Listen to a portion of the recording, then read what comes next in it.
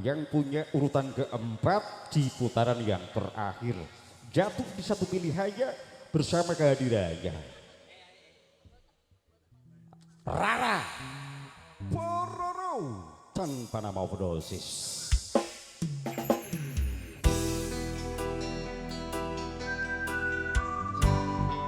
Bang Rudi bersama Bolo-Bolo, terima kasih. Selamat malam.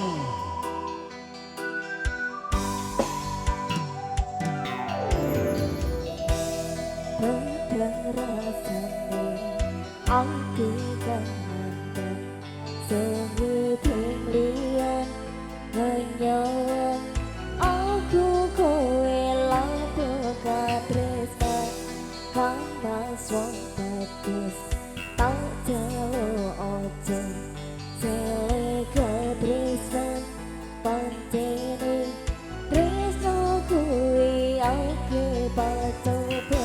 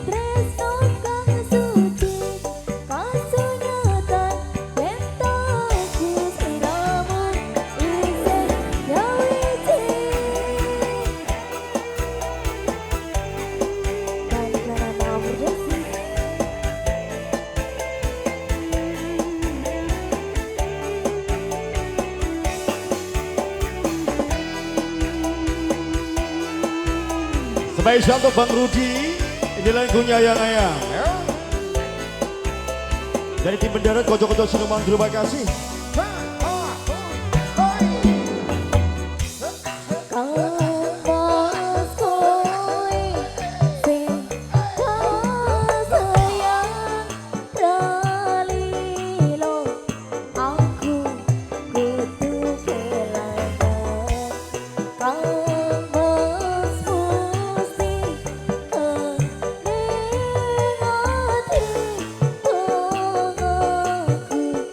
See